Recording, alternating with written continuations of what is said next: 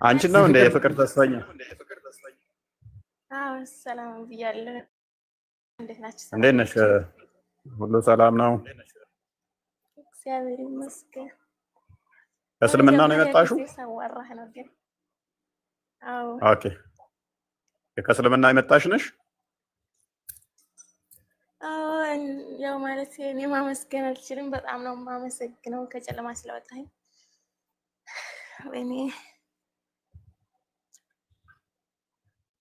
ለምን እንትን ትያለሽ? ችግር የለውም። መልካም ምነው በውስጥ አመልሽልኝ? አላወራም አልሽኝ እኮ። ላውራት እኔ ትፈቅድልኛለህ? አያት ታወሪያለሽ። ቆይ ችግር የለውም። አንቺም እንትን ስለምትይ ችግር የለውም። የፍቅር ተስፈኛ ዋናው አንቺ መድኃኒትሽ ነው። አያት እንደ እህትሽ አንቺም ከጨለማ የምትወጪበት ሩቅ አይሆንም፣ ቅርብ ነው። ዋናው ተስፋችንም አላማችንም እቅዳችንም እኔ አብጃለሁ። አልሐምዱሊላህ ተረጋጊ አያት ተረጋጊ። ያው እህትሽን አስገባንልሽ አይደለ? ሲጀመር እህት አብደሻል። አንቺ እኮ በቃ አብደሻል። ወላሂ ለአዚም እኔ በዚህ ማውራት እራሱ አልፈለኩም ነበር። እሷን በውስጥ አልመልስ ስልክ አላነሳ ስላለች ነው እንጂ ጥያቄ ካሉሽ እኮ አንቺም ትጠይቂያለሽ። ችግር የለውም። አንቺም እርግጠኛ ነኝ ከጨለማ ትወጫለሽ። እና አሁን እኔ እና አንቺ ደግሞ እዚህ ልንሟገት ነው ወይስ ምንድነው? እሺ አዎ አብጃለሁ እንበልና አብጃለሁ እና በምን ልታድኑኝ ፈልገሽ ነው? በመስቀል ነው? በጸበል ነው? ወይስ በየትኛው እምነት ልዳን? እስልምና ውስጥ በሆነ ነው። አሁን እዚህ ገብተሽ አትረብሽ። ለማንኛውም እኔ እና አንቺ እዚህ የምንሟገትበት አይደለም። ለማንኛውም ሰላም ብዬሻለሁ እህቴ። ብቻ በነገራችን ላይ ብታስተምሩልኝ ደስ ይለኛል። ታላሽ እህቴ ነኝ። ኦኬ ታናሽሽ ነች? ታናሽሽ ሆነ ትማራለች ነች? ትማራለች።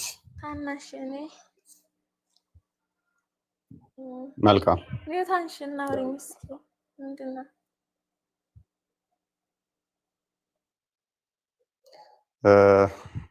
ሀያት ምንድነው? አትመውቱኛ እንዴ? ያ ቀስ በይና ተረጋጊና። ምንድነው እሱ ስሜት ማለት ምንድነው እሱ የሆነው?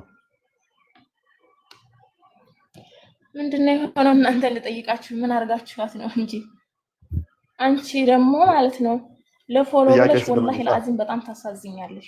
ወረበለን ሀያት ጥያቄሽን ልመልስ።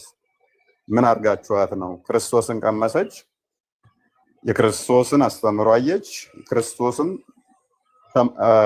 አመነች። ብርሃን ነው፣ ህይወት ነው፣ ተከተለችው።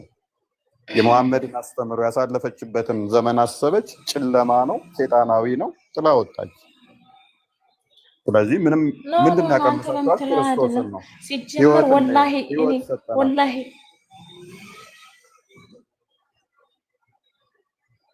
አያት አዩዬ ጥያቄዎች ይኖሩሻል አውቃለሁ። ጥያቄዎች ካሉሽ ጥያቄዎችሽን እንመልሳለን። ማለት በአንደኛው ሴንቸሪ ላይ ነው ያለነው የተለጠኝ እኔ ሲጀመር እኔ እናንተን ተከታትዬም አላውቅም ተምሬም አላውቅ። ለምን እማራለሁ? አልሐምዱሊላህ ረብል ዓለሚን የለቀኝን እኔ ያውቃለሁ። ስለዚህ አሁን በጣም ታሳዝኛለሽ ወላሂ። ተቻልሽ በውስጣሪ ምን እናግዝሽ? እሺ እኔ ነው ታግዙኝ እናንተ። ለእናንተ አላህ ሀዲያ ይስጣችሁ። ሀዲያ ማለት ሀዲያ ደቡብ ውስጥ ያለውን ሀገር ነው። ጥያቄ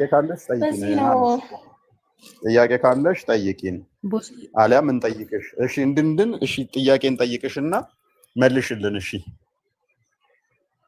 እህትሽንም ታድኛታለሽ። ያው እህትሽም ወደ አንቺው እንድትመለስ እንጠይቅሽ። አሊያም እስልምና እውነት ከሆነ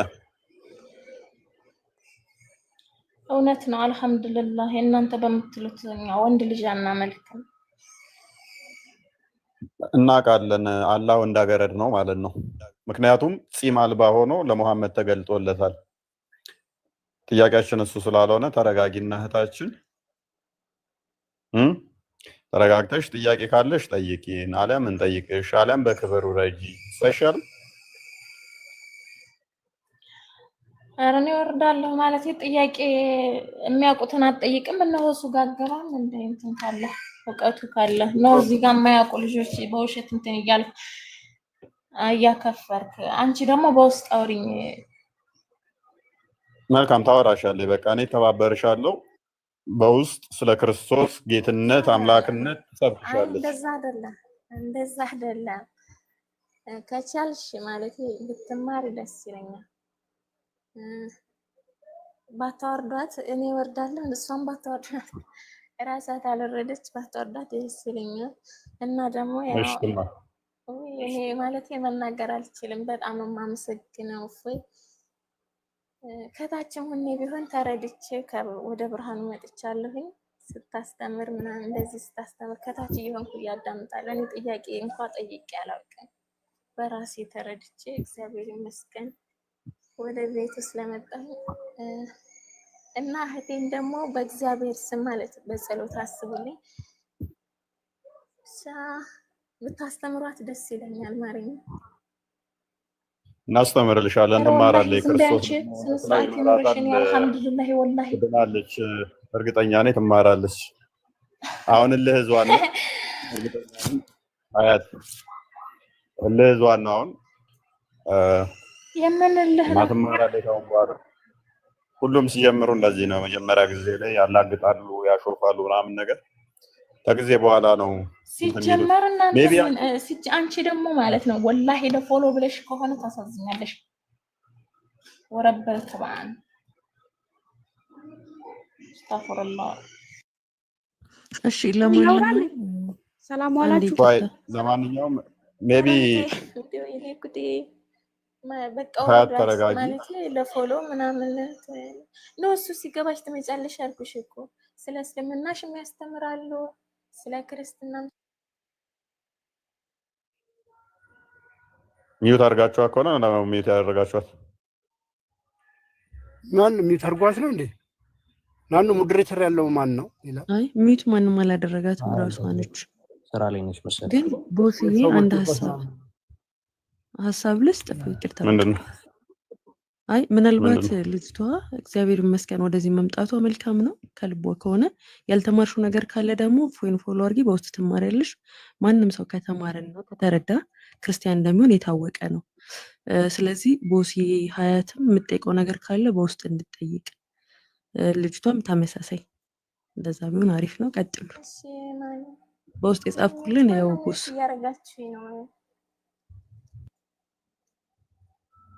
እሺ አመሰግናለሁ። ማለት እኔ ቃላት የለኝም ለምስጋና። አመሰግናለሁ፣ ሁላችንም አመሰግናለሁ። እሺ መልካም። እሺ እንቀጥል። ደግሞ ያው ከቻለ መማር ከቻለች አስተምሩልኝ የምር ጌታን። እና በውስጥ ደግሞ ላላወራት የፈለኩት ያው የምታወራኝ ወሬ ስለማልተመቸኝ ነው። ለዛ ነው እህቴ ይቅርታ። ከቻልሽ እዚህ ደግሞ እንደ ማንኛውም ሰው በሶሻል ሚዲያ ማውራት ይችላል፣ እንደዚህ ማለት ነው። እኔ በውስጥ ላወራሽ አልችልም፣ ምክንያቱም ያው አንቺ ብቻ ሲጀመር እንደዛ ሳይሆን እኔ ከቤተሰቦችም ጭምር እንደተውኳችሁ ነግሬያችኋለሁ። በቃ በዚሁ ማውራት እንችላለን። ከቻልሽ ተማሪና ተመለሽ ወደ እግዚአብሔር ቤት። እውነታው በቃ ይሄ ነው። ከዚህ ውጭ ምን ይምጣ? ይህ አንቺ ከማማይ ጋር እያወራሽ ነው። ቲንካ ግሩፕ ላይ ገብተሻል? የፍቅርዬ ግሩፕ አልገባሁም። ማስገቡ ብያቸው ነበር፣ በውስጥ የመለሰልኝ ሰው የለም። ኦኬ አሁን እቺ ፊሽ ከምትለዋ ልጅ ተከታያትና ውስጥ እኔ ፎሎ አድርጌ ፎሎ መልሽና በውስጥ ቴሌግራም ግሩፕ አሁን አስቀምጡላት። ኦኬ ውስጥ ድረስ ጽፋልኝ ነበር። አሁን አስቀምጡልኝ አስቀምጡልኝ። ጽፋልኝ ነበር መሰለኝ መልስልሻለሁ ብዬ ይቅርታ። ችግር የለውም እናስገባሻለን። ታችን ችግር የለው። ሀያትም እስቲ ፎሎ አድርግነና በውስጥ እናወራለን። ችግር የለው። የምትፈልጊውንም ጥያቄ እዚህ ጋር ረጋ ብለሽ ጠይቄ የምትፈልጊው ጥያቄ ይመልስልሻል። እሺ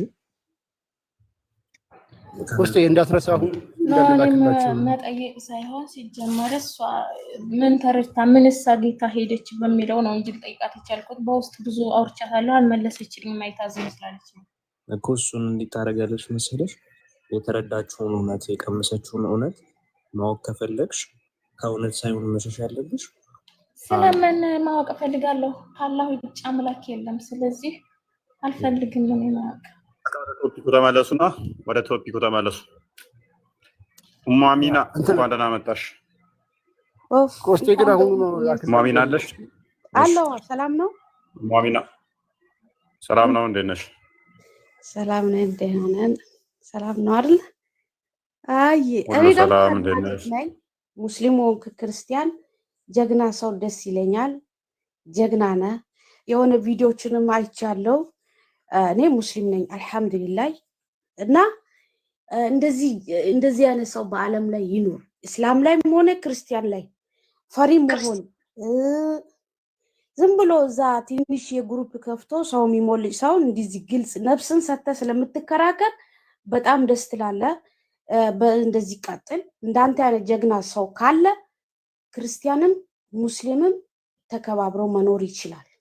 ግን እንደዚህ ዝም ብሎ እዚህ ውስጥ ትንንሽ የግሩፕ እየከፈቱ ሰው የሚሞልጩ በዛ በዚህ ሳይሆን ቁርአኑም ሐዲሱንም ባይብሉንም ግልጽ ቁጭ አድርጎ እንዳንተና እንደ ሁሱ መኖራችሁ ደስ ይለኛል። ቀጥሉ። እንደዚህ አትፍራ። እኔ ብሞት አልክ የሆነ ቪዲዮ አይቻለሁ። እኔ ብሞት እንደኔ እፎይ መቶ እፎይ ይመጣል ስላልክ ደስ የሚል ቪዲዮ አዳምጫለሁ። መሞት አንዴ ነው፣ ህይወት አንድ ነች። ለምን ድንጋይ የሚያመልክም መኖር ይችላል። ዓለም ሰፊ ነች ለሰው ልጅ። አላህ Subhanahu Wa Ta'ala ሲፈጥረን ብዛት ማንም ቆጥሮ የማይችለው ጸጋ ነው የፈጠረው። ሁሉም ሰው ይባላል፣ በዛ በዚህ ይባላል እንጂ አደም ሰው ነው። ከአፈር ነው የተፈጠርነው፣ በእናንተም በእኛም። ግን እውነቷን አላህ ያወጣል። ክርስቲያን እውነት ይሁን ሙስሊም ይሁን ብቻ ዓለም ሰፊ ነው፣ አላህ ያወጣል እውነት። ስለዚህ እንደዚህ ጠንካራ ሰው መኖር ደስ ይላል። ባለፈው ዮኒ ቤትም እንትን ስትሉ አይቻለሁ። አለ ምንም ፍርሃት ያለ ምንም ህግ በሚፈልገው ሰው ጋር አልከራከርም ብሎ አህመድ ሮጦ ሲወጣ አይቻለሁ። ይሄ ሁላ አያስፈልግም። ህግ ፈለገ ሰይጣን ፈለገ ምን አገባው? እኔ ምለው ለምን ይሄ ስለ ሃይማኖት ነው። ሃይማኖት የግል ነው። ህግ ቢፈልግህ ይፈልግህ፣ ቢሰቅልም ይስቀል፣ ሞት አንድ ነው። እነዚህ ጠንከር ብለህ መናገር ማውራት በጣም ያስደስታል።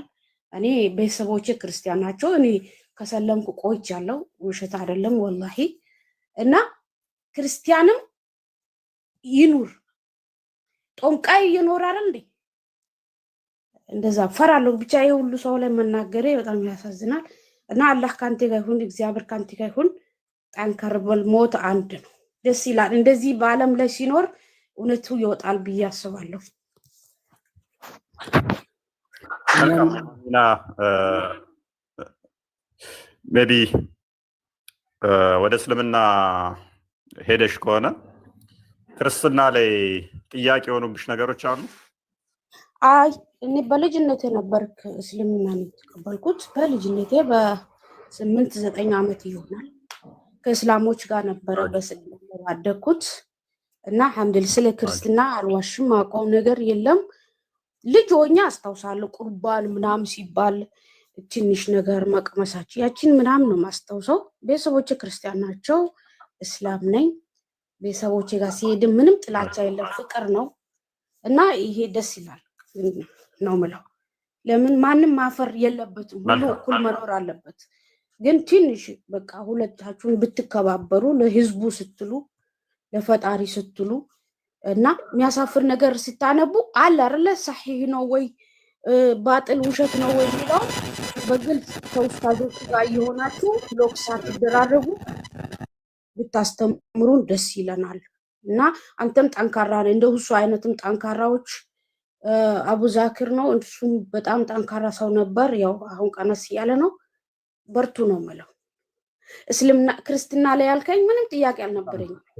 መጥፎ ነገር አላየሁም፣ አይወርስም። እስልምና ላይ ስላደግኩኝ በቃ እስልምና ላይ እስካሁን አለው። ምንም የጎደለብኝ ነገር የለም። አልሐምዱሊላህ ሰላት ያምረኛል፣ ደስ ይለኛል። ሲሰግድ ስለሚደሰት ቁርአንም ትንሽ ቀራለሁ። አልሐምዱሊላህ ሃይማኖት የግል ነው። ምንም ችግር የለውም። እየኖረ ነው። መልካም። እሺ ጥያቄዎች ምናምን ሲኖርሽ በነፃነት መተሽ ልትጠይቂኝ ትችያለሽ። ያው አንዳንዴ ደስ ያሉን ነገሮች ትክክል ላይሆኑ ይችላሉ። የሄድንባቸው መንገዶች፣ ያለንበት መንገድ፣ ያለንበት ሃይማኖት እውነት አንድ ነች። እውነት ብዙ ቦታ ልትሆን አይችልም። ተቃራኒ በሆነ ሁኔታ ላይ እውነት 2 3 ሊሆን አይችልም። ተቃራኒ ሆነው አንዲት እውነት ከሆነች ያችን እውነት መፈለግ ደግሞ ግድ ይለናል አይደለ?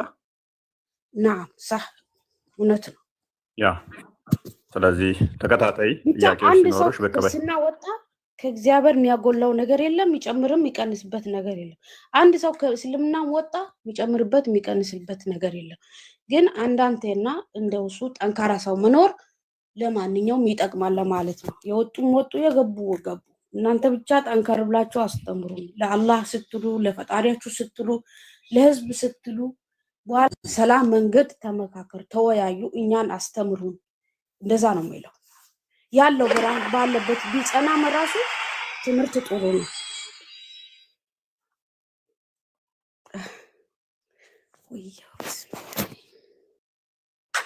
እሺ እህታችን እናመሰግናለን። ያው እንደምታወቀው ያው ትንሽ እኛ ጋር ነው ትንሽ ጫና የሚኖረው እንጂ የኛዎቹ ከላይ ገደል ይፈለጥ ይቆረጥ ብለን አናባርርም እና እንደዛ ነው። ብቻ ጥያቄው ሲኖርሽ በቀበይ አይ ቲንክ አቡ ሁብያ ነው የሚለው ወይንም ዘዲን ማንኛው ነው እሱና አንተ ስትከራከሩ ማየት የዓለም የሁላችን ጉጉት ነው። ኢንሻአላህ እንደምንም ተፈላልጋችሁ ባካችሁ ተወዳደሩ። እምቢ አለ እሱም ቢያለ እያየን ነበረ። እምቢ አትባባሉ። ባይሆን በሌላ ሰው ቤት ቢሆን እንኳን ተመካከሩ። ኢንሻአላህ ተከራከሩ። ያምራል፣ ደስ ይላል። ቀጥሉበት፣ ይመቻችሁ። ማሰላም ለማንኛውም እድሜ ይስጥ፣ ከክፉ አላህ ይጠብቅ። በቃ እግዚአብሔር ይጠብቅ። እሺ አሜን። ጠንካራ ማለት እንደዚህ ነው። ሞት አንዴ ነው። ማሰላም። እሺ በርቺ፣ እግዚአብሔር ይርዳሽ። እውነትን በደንብ ይግለጽልሽ። ክርስቶስ ፍቅር ነው፣ ህይወት ነው። እሱን የምትከታይበትና ደግሞ እንደዚህ ፍቅር እንደሆንሽ ይበልጥ ሰላሜን ሰጣችኋለሁ እኔ ቸር ቅን ነኝ ያለውን አምላክ የምትከታይበትን እንዲያደርግሽ ክርስቶስን እንድቀምሹ ያ ሕፃን ሆኜ ቆርቤ ነበር ያልሹ ያ ይጠራል። ባይዘይ ያ ፍቅር እንዲሁ የሚተው አይደለም። አንድ ቀን ይመልስሻል ብዬ ተስፋ አደርጋለሁ። ትመጫለሽ። በሕፃንነት ሳታውቂ የወጣሽውን ያንን ክርስቶስን ደግሞ ታገኝ። ወላሂ ኢየሱስ ሰው እንደሆነ በማማሬ ነው አሁን መመለስ እምቢ አልኩኝ። መመለስ ይችላለሁ እንዳልኩ ሃይማኖት የግል ነው፣ ማንም አይከለክለኝም። ግን ኢየሱስ ሰው ነው ብሎ በብዙ ቦታ ስለሚያወራ ኢየሱስ ማምለክ በዛ ምክንያት ነው ተውኩት። እኛውም መሐመድ አናመልክ፣ ነብያትን አናመልክ። እሱን ላስረዳሽ። ፈቃደኛ ነሽ? ፈቃደኛ ነኝ። አረኒ መልካም። ክርስቶስ ምን ብለን እናምናለን መሰለሽ? በስጋ የተገለጠ አምላክ ነው ብለን እናምናለን። በስጋ የተገለጠ አምላክ ነው ስንል ፍጹም አምላክ የሆነው የኔንና ያንቺን የባሪያው መልክ ይዞ በስጋ ተገለጠ። ያ ክርስቶስ አምላክም ነው ሰውም ነው። ልብ በይ፣ አምላክም ነው ሰውም ነው። አስቀድሞ ሁሉን የፈጠረ ነው። አምላክ ብቻ ነበረ። ያ አምላክ ብቻ የነበረው ግን በስጋ ተገለጠና ፍጹም ሰው ተባለ። ያ የሚታየው ያ ኢየሱስ የተባለው እንደኔና እንዳንቺ ዝም ብሎ ፍጡር አይደለም። ከእናትና ከአባታችን የጀመረ ብቻ ሳይሆን በመለኮቱ አስቀድሞ የነበረ ሁሉን የፈጠረ ያ የተዋሃደውን ስጋውን ፈጥሮ ራሱ የተዋሃደው። ለምሳሌ ልግለጽልሽ። እጅሽን ፀሐይ ላይ እንደዚህ ብትዘረጊ ፀሐዩ እጅሽ ላይ ይገለጣል አይደለ? ፀሐይ መጨበጥ ትችያለሽ በእጅሽ እንደዚህ ስለ አጨብጭም ፀሐይን አይደለ? ፀሐይ የሚጨበጥ አይደለም፣ ብርሃን ነው። ብርሃኑ እንደዚህ እጅሽን ስለዘረጋሽ ብርሃኑ እጅሽ ላይ ይገለጣል። ሳህ አይቻልም፣ ሳህ አይጨበጥም፣ ይገለጣል። መልካም። ያ እጅሽ ላይ ሲገለጥ ነው ፀሐይ የጀመረው መኖር ማለት እንችላለን ወይንስ አስቀድሞም ፀሐዩ ነበረ? ከእጅሽን ከመዘርጋትሽ በፊት ፀሐዩ ነበር። እጅሽን ስትዘረጊ ግን እጅሽ ላይ ፀሐዩ ተገልጧል አይደል? አዎ። ክርስቶስ በስጋ ልክ እጅሽን ፀሐዩን እንዲህ ስትዘረጊ ፀሐዩ እጅሽ ላይ እንደተገለጠው በስጋ ተገለጠ። መገለጥ ነው። አምላክ አይታይም በይ፣ አይነካም በይ፣ አይዳሰስም በይ፣ አይመታም በይ፣ አይጨበጥም በይ፣ ግዙፍ አካል የለውም። ነገር ግን ያንን የኔንና አንቺን የባሪያው መልክ ሲይዝ በስጋ ሲገለጥ ያ መለኮት ተዋሃደው። አስቀድሞ መለኮት ብቻ ነበር ክርስቶስ።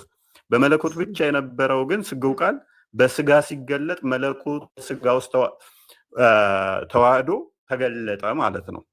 ከዛ የሚታይ ሆነ፣ የሚዳሰስ ሆነ፣ የሚነካ ሆነ። ገባሽ እያልኩሽ ያለሁት? እየገባኝ ነው። አስቀድሞ ሁሉን የፈጠረ ነበረ።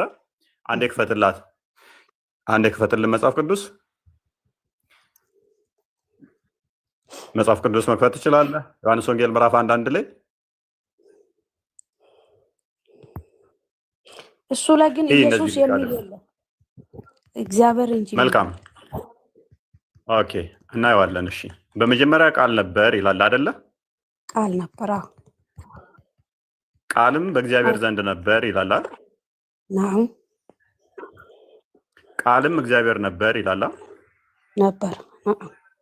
ይህ በመጀመሪያ ምን ነበረ? ቃል ነበር። ያ ቃል ደግሞ በእግዚአብሔር ዘንድ ነበራ ነበር። ያ ቃልም እግዚአብሔር ነበራ ነበር። ኦኬ፣ ይህ በመጀመሪያ በእግዚአብሔር ዘንድ ነበር ይላል ቁጥር 2 ላይ። ቁጥር 3 ላይ ሁሉ በእርሱ ሆነ። በማን ነው? እርሱ የተባለው ማን ነው? ቃል ነው አይደለ? እግዚአብሔር ነው። ቃል ነው። ቃል መጀመሪያ ቃል ነበረ። ቃሉ እግዚአብሔር ዘንድ ነበረ። ቃልም እግዚአብሔር ነበረ። እንደዚህ ነው። እንደዚህ ሲባል ምንድን ነው የምታስብ? ሁለት ናቸው? ሶስት ናቸው? ወይስ አንድ ነው? አንድ እግዚአብሔር ነው። መልካም። እግዚአብሔር በመለኮት አንድ ነው። በመለኮት በአንድ አላህ ሆነ ማለት ነው። በአንድ እግዚአብሔር ሆነ በቃሉ ማለት ነው። ያ በቃሉ ሁሉ ሆነ። ያ ቃሉ በእርሱ ሆነ። በቃሉ ሳይሆን በእርሱ ሆነ ነው የሚለው። እርሱ የተባለው ማን ነው? ቃሉ ነው። ስለዚህ ሁሉም ነገር የሆነው በእርሱ ነው። እርሱ የተባለው ማን ነው? ቃሉ ነው። ሆነ ማለት ሁን ሲለው ይሆናል። ቃል ማለት የሚወጣ ነገር ነው፣ የሚያወራው። ቃል ማለት ያው የምናገረው ቀን ሁን ሲባል ቀን ሆነ፣ ጨለማ ሁን ሲባል ጨለማ ሆነ። እሱ ሁን ካለ ይሆናል ማለት ነው። ቃል እኔ የምረዳው የሚናገረው እግዚአብሔር የሚናገረው ማለት ነው። صح። እና ኢየሱስ ተወለደ ሲባል ተላከ፣ ተወለደ። እንደዛ ነው የምረዳው። አሚና። እሺ መልካም። ላንቺ እንዲገባሽ ቀለል ያውንም ወደ አንቺው ልምጣና ያ የፈጣሪ ቃል ፍጡር ነው ብለሽ ነው የምታምኚው? እንደዛ ነው የማምረው። ቃሉ ፍጡር እንደሆነልን ማን አምናለሁ መሰለህ? ዓለምን ምን ነበረ? ጨለማ ሆን ሲል ጨለማ ሆነ፣ ብርሃን ሆን ሲባል ብርሃን ሆነ። እሱ ሁሉም ነገር በቃሉ ሁን ሲል ስለሚሆን ስለዚህ ቃሉ አሚና። ስለዚህ አላህ ቃሉ ፍጡር ከሆነ ቃሉን ከመፍጠሩ በፊት አላህ ቃል የለውም ማለት ነው። ቃሉ በቃል ሁሉም ነገር ይሰራል ነው። እግዚአብሔር በቃሉ ነው የሚሰራው። በቃል ይሰራል በባይብል ላይ ነው። ያ በቃሉ እንደሚሰራ አውቃለሁ። ነገር ግን እኔ እያልኩሽ ያለው የአላህ ቃል ራሱ ፍጡር ነው። የአላህ ቃል ፍጡር ይሆናል? ኧረ ሊሆን ይችላል። ቃል ሊሆን ይችላል። ለምንድን ነው የማይሆነው? ኢየሱስ እኮ በቃሉ ነው እግዚአብሔር የሆነው። ማነው እሱ? አሚና። በቃሉ ነው እኮ አይልም እኮ። በቃሉ ነው ሳይሆን ቃሉ ነው የሚለው እንጂ በቃሉ አይደለም የሚለው። በቃሉና ቃሉ ይለያያሉ። ስለዚህ የአላህ ቃል ፍጡር ነው ካልሽኝ ምን እያልሽኝ መሰለሽ? ቀለል ብዬ ላስረዳሽ ብዬ ነው። ፍጡር ነው ካልሽኝ የአላህ ቃል አላህ ካልሹ በላይ አላህ ላይ ደግሞ ፍጡር የሆነ ነገር አላህ ላይ አለ ማለት ነው። አላህ ማንነት ላይ ምን አለ እያልሽኝ ነው? ፍጡር ነገር ተጣብቆበታል። የሚናገረውም በፍጡር ነው። ቃሉን ከመፍጠሩ በፊት አላህ መናገር አይችልም። ወይስ መናገር ማይችል ዲዳ ማለት ነው። እንደዛ ነው የሚል ኢንተርፕሬቴሽን ውስጥ ይከትሻል። ስለዚህ አላህ ቃሉ ፍጡር ሊሆን አይችልም። ፍጡር ከሆነ እንዳልኩሽ ነው የሚሆነው። ኤኒዌይስ ግን ምንድነው መሰለሽ ቀለል በሰፊው ሌላ ጊዜ ስለመመለስ እንትን እንላለን። ኔትወርክ በጣም እንትን እያለ ቀይ እያበራብኝ ነው። ሰማለሁ ግን ይሰማል፣ በደንብ ይሰማል፣ አይቆራረጥም። መልካም። ስለዚህ እኛ ምን ብለን እናምናለን መሰለሽ? እሺ የፈጣሪ ቃል ፍጡር አይደለም ብለን ነው የምናምነው። የፈጣሪ ቃል ፍጡር አይደለም። ስለዚህ ፈጣሪ ሁሉን የፈጠረው በቃል ብለን እናምናለን። ልብ በፈጣሪ የፈጠረው በቃሉ ነው። ቃሉ ደግሞ ፍጡር ቃሉ ደግሞ ምን አይደለም ብለን እናምናለን? ፍጡር አይደለም ብለን እናምናለን። ስለዚህ ያ ቃሉ ልብ በይ፣ ያ ቃሉ ቁጥር 14 ላይ ስጋ ሆነ፣ ስጋን ተዋሃደና ተገለጠ። ቅድም እንዳልኩት መገለጥ ነው ቃሉ ማለት ነው። የፈጣሪ ቃል በስጋ ተገለጠ፣ ቃልም ስጋ ሆነ ይላል። እሺ ቃልም ስጋ ሆነ ይላል። ይሄ ቃል አስቀድሞ ነበር አልነበረም? እህታችን አሚና አልነበረም? ቃል አለ የለም? ስጋ ከመሆኑ በፊት አለ የለም? ይሄ ቃል አለ። ቃል ቅድሚያ ነበር፣ እግዚአብሔር ዘንድ ነበር። ቴንኪው በእግዚአብሔር ዘንድ ነበረ፣ ያ ቃልም እግዚአብሔር ነበረ። ትክክል። እሱ ራሱ ቃሉ ደግሞ ኢየሱስ ሆነ ነው አይደለ? የምትመሩት እንደዛ ነው። ያ በስጋ ተገለጠ። እንደዛ ከሆነ ኢየሱስ አለይሂ ሰላም ለምን ቃል ነኝ እግዚአብሔር ነኝ እኔ ቃል ነኝ ነበርኩኝ አላለማ? በአፉ ሲናገር ስላልሰማ ነው። መቀበሉ ይከብዳል። እንትን ዮሐንስ 7:42 እስከ 44 ያለው ራሱ ኢየሱስ በጣም ይገልጻል። መልካም፣ እዛም እንሄዳለን። በመጀመሪያ ደረጃ ይሄንን እንጨርስ። ልብ በይ፣ ኢየሱስ ቃል አይደለሁም ብሏል የሚል የለም። አንድ ሁለተኛ ደረጃ እነኚህ የጌታ ደቀ መዛሙርቶች ናቸው። የጌታ እግር ስር ቁጭ ብለው የተማሩ ናቸው። ስለዚህ ቃል ስጋ ሆነ ተብሎ የተነገረው ለኢየሱስ ነው። አይ ለኢየሱስ አይደለም እንዳንል ደግሞ ሌላ ማስረጃ እናምጣ። ዮሐንስ ወንጌል ራዕይ ምዕራፍ 19 ቁጥር 13 አንዴ ክፈትልኝ። ቃል ስጋ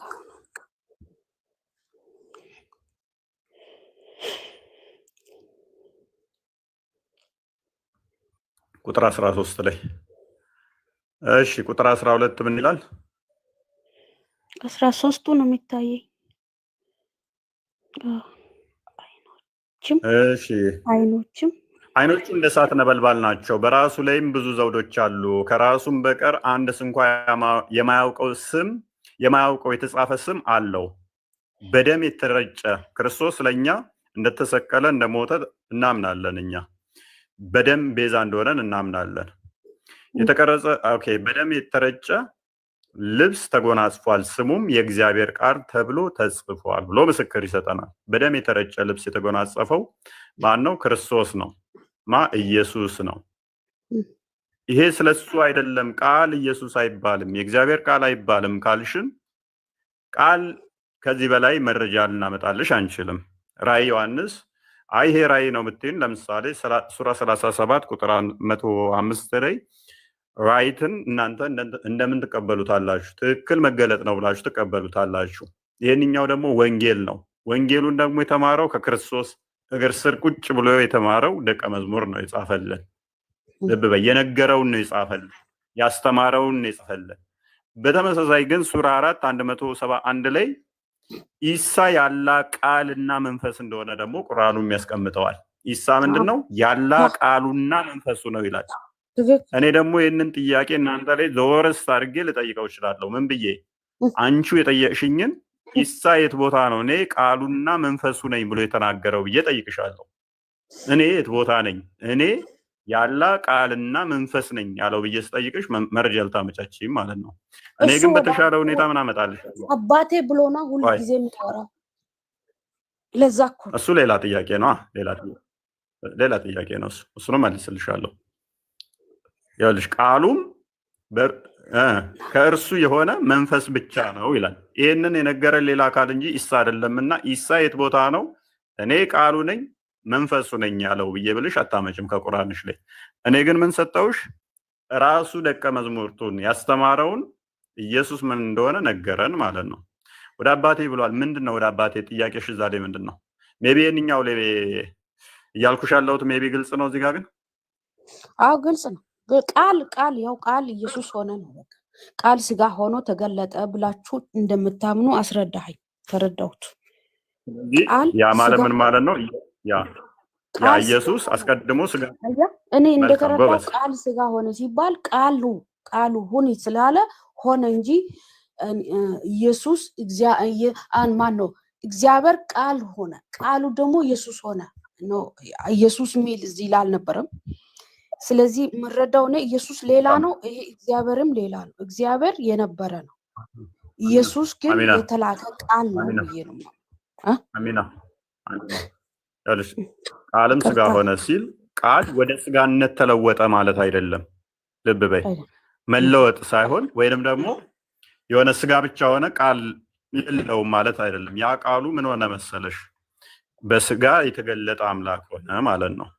መለኮት የተዋሃደው ሆነ። ያ ስጋው ምንድነው? መለኮት የተዋሃደው። ስለዚህ እንዳንቺ ስጋን ይዟል፣ እንዳንቺ ግን አንድ ስጋን ይዟል። ነገር ግን ያ ቃል ያ እንትን ደግሞ ምንድነው? እሱ መለኮት የተዋሃደው ነው። ምንድነው ያልሽው? አንድ ጥያቄዎች መለኮት የተዋሃደው። እሺ ማለት እኔ እምቢ አልልም፣ ይሄን እቀበለዋለሁ። ኦኬ። ግን ኢየሱስ ክርስቶስ ብዙ ጊዜ ለዓለም ሰው አልተላከም። ለይሄ ማነው ሀገሩ ሰው እስራኤል ብቻ መላኩ ለምን አስፈለገ? እግዚአብሔር ከሆነ ፈጣሪ ዓለምን የሰው ልጅ የፈጠረ ግሱፍ ለዓለም ሰው ለእስራኤል ራሱ ነው ለእስራኤል የተላከው የሚያስታውቀው አይደለ? አንድ ይሄ ነው። ሁለተኛ ደግሞ ይሄ ዓለም ግዙፍን ዓለም የፈጠረ ፈጣሪ እግዚአብሔር እንዴት በራሱ በፍጥሩ እጅ ሊሰቀል ይችላል? ሊገደል ይችላል? ይሄንን በፍጹም የሚቀበለው ነገር አይደለም። ይቅርታ ግን ወንድሜ አንተ ጠንካራ እንኳን በኔ ንግግርና በነዩሱም አትናደድም። እንዳትናደድ እድሜ ይስጣላ ኢንሻአላህ። እንደዛ ይሄ ነው የሚያሳይ አንደኛ እነዚህ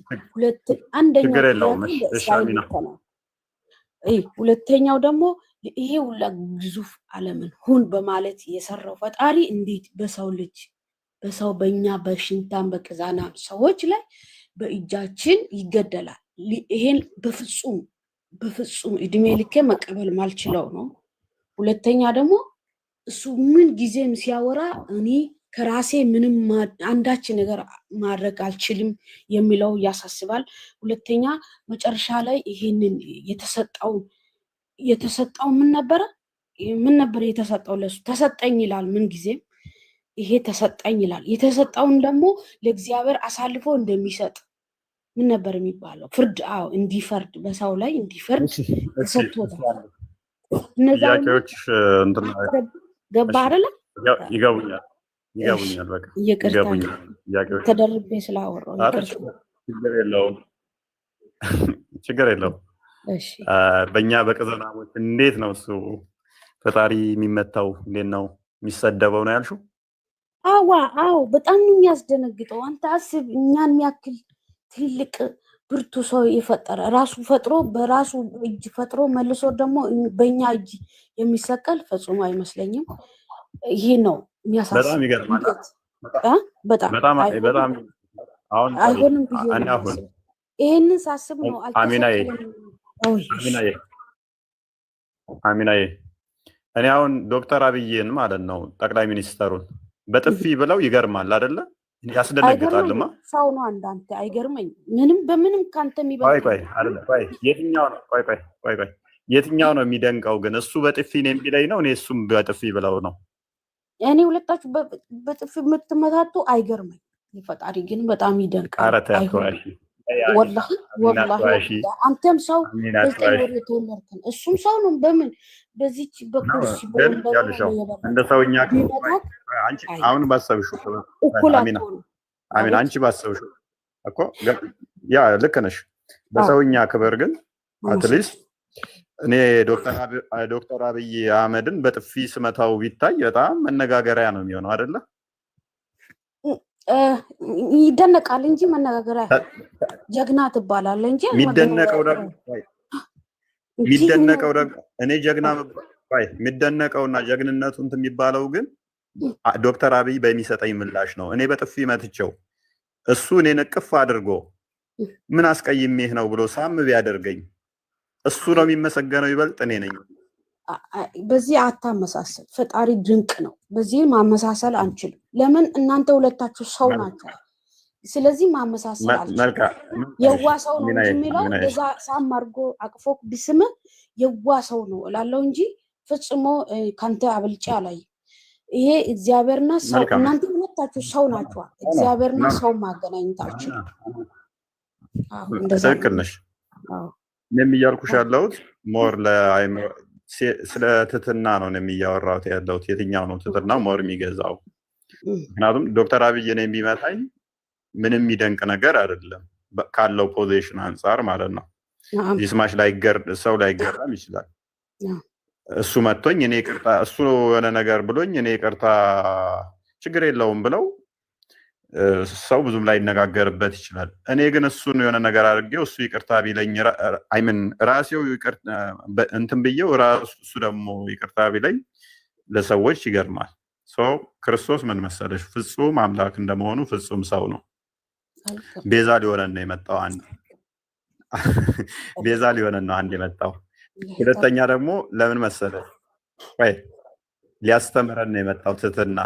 ትትናን ሊያስተምረን ነው የመጣው። እኔ ፈርዘር ቤዛነት ላይ ከመሄድብሽ አሁን ሞር ላንቺ አሁን ስለ ትትናው ልንገርሽ። ትትናን ሊያስተምረን ነው የመጣው። ምክንያቱም ሰዎች ምን ማድረግ አለባቸው የሚለውን ሊያስተምረን ነው የመጣው። ወንድም እሱን እምቢ አልልም። ትትና አለው ጥሩ ነገር አስተምራ ተልኳል። ወላሂ እሱ እቀበላለሁ እኮ አለይሂ ሰላም ድንቅ ሰው ነው። አሚና ይሄን ፓርት ማለት ነው እንጂ እሱ እቀበላለሁ። አሚና ብትሰሚ ደግሞ መልካም ነው። እስኪ እፎይ ደግሞ ያውራና አዳምጪው እስኪ ቀጥል እፎይ። ምክንያቱም ድንቅ ነው እቀበላለሁ ካልሽ አንዴ ክፈትልን። እሱ ሊያስተምረን የመጣው ምንድነው? እሱ ምሳሌ ሊሆነን የመጣው። ምሳሌ ሊሆን ከሆነ ደግሞ የእስልምናን አስተምሮ ያፈርሰዋል። ምክንያቱም ሙሐመድንና አላህን የተሳደበ ሰው ቅጣቱ እጅና እግር እያፈራረቁ መቁረጥ ከዛም መግደል ነው። ሱራ 5:33 ላይ ኢየሱስ ያስተማረው ግን አይደለም ለሚሰድቡት ለሚገሉን እንኳን ይቅርታ እንድንጠይቅ ምንም እንደማያውቁ እንድንነግራቸው። አዎ ልክ ነው። ይሄውላ አውቃለሁ። አንድ ፊት ቢመጣ በአንድ በኩል አንድ ጊዜ አንድ አዳምጪ የሚፈልግና እፎይ ይጨርስ። እሺ ቀጥል እፎይ። እሺ ያ ሱራ 5:33 ላይ የነዚያ አላህንና መልእክተኛውን የሚዋጉ በምድር ላይ ለማጥፋት የሚተጉ ሰዎች ቅጣት መግደል ወይንም መስቀል ወይንም እጆቻቸውንና እግሮቻቸውን በማፈራረቅ መቁረጥ ወይንም ከሀገር ማባረር ነው። ሙሐመድንና አላህን መናገር ቅጣቱ ምንድነው? መገደል፣ እጅና እግርን እያፈራረቁ መቁረጥ ነው። የኛ አምላክ ግን ያስተማረን ምንድነው? እሱ ዮሐንስ ወንጌል ምዕራፍ 13 ቁጥር 14 ላይ እሱ ዝቅ ብሎ መተናነስን ምንን ፍቅርን ያስተማረን። ታላቅ ሊሆን የሚወድ ምን ይሁን አለ? ለታናሹ አገልጋይ ይሁን። እናንተ መምህርና ጌታ ትሉኛላችሁ እንዲሁ ነኝና መልካም ትላላችሁ። እንግዲህ እኔ ጌታና መምህር ስሆን እግራችሁን ካጠብኩ፣ ልብ በሉ ጌታችሁ ሆኜ እግራችሁን ካጠብኳችሁ፣ እኔ መምህራችሁ ሆኜ ዝቅ ብዬ እግራችሁን ካጠብኩኝ፣ እናንተ ደግሞ እርስ በርሳችሁ እግራችሁን ትተጣጠቡ ዘንድ ይገባችኋል። ከፍ አድርገው። እኔ ለእናንተ እንዳደረገውላችሁ አለ። እኔ ምን ለእናንተ እንዳደረገው እናንተ ደግሞ ታደርጉ ዘንድ ምን እሱ እንዳደረገ ለፍጥረቱ እናንተም ታደርጉ ዘንድ ምን አድርጌያለሁ አለ? ምሳሌ ሰጥቻችኋለሁና አለ። ክርስቶስ ምሳሌ ሊሆነን ነው የመጣው። ለእኛ ምሳሌ ሊሆነን መጥቷል። አምላካችን ምን ሊሆን መጥቷል? ምሳሌ ሊሆነን መጥቷል። ዝቅ ማለትን፣ ለሰዎች ዝቅ ብሎ ራስ መተናነስን። እውነት እውነት እላችኋለሁ ባሪያ ከጌታው አይበልጥም፣ መልእክተኛም ከላከው አይበልጥም። ስለዚህ ዝቅ ማለትን፣ እኩልነትን አስተማረን ማለት ነው። ይሄንን እንድንማር ስለ ትህትና እንድንማር ይሄንን ብታውቁ አለ።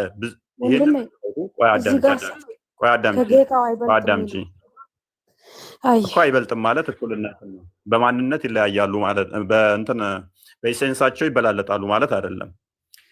ይህን አንድ ሰው ለምሳሌ ባሪያ የሚባለው ሰው የሚባለው እኩል ነው። ለምሳሌ ሰው ያ ባሪያው ወደ ዝንጀሮነት ይቀየራል፣ ያንኛው ጌታው ደግሞ ወደ አንበሳነት ይቀየራል ማለት አይደለም። አይበላለጡም። በቃ በእንትን ይህን ብታውቁ ብታደርጉትም ብፁዓን ናችሁ አለ። ስለዚህ ከዚህ ክርስቶስ ያስተማረን አንድም ምንድነው ምሳሌ ሊሆነን የመጣው ፈለጉን ትቶልን ሊሄድ ነው። ከእርሱ የተማረው ክርስቶስ ሲሰቀል በመስቀል ላይ ሆኖ ጌታ ሆይ አባቶ የሚሰሩትን አቁምና ይቅር በላቸው እንዳለው በተመሳሳይ እስጢፋኖስ ምንድን ነበር ያደረገው? የሐዋርያት ሥራ ምዕራፍ 7 ላይ ቁጥር 53 አካባቢ 56 አይ ቲንክ ክፈትልኝ አንዴ።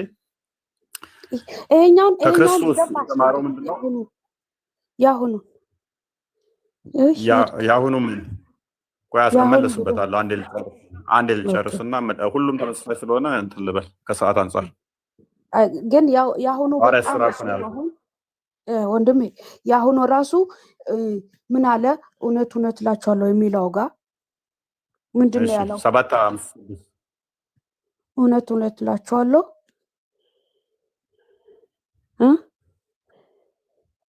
እሺ እንመልሳለን አንዴ። እነሱ ኦኬ። እስጢፋኖስም ልብ በይ። እስጢፋኖስም ጌታ ኢየሱስ ወይ ነፍሴን ተቀበል ብሎ ሲጣራ ይወግሩት ነበረ። ተንበርክኮም ነፍስን መቀበል የሚችለው አንድ አምላክ ብቻ ነው፣ ክርስቶስ ብቻ ነው። እስጢፋኖስም ጌታ ኢየሱስ ሆይ ነፍሴን ተቀበል ብሎ ሲጣራ ይወግሩት ነበር። ተንበርክኮም ጌታ ሆይ ይህን ኃጢአታቸውን አትቁጠርባቸው ብሎ በታላቅ ድምፅ ጮኸ።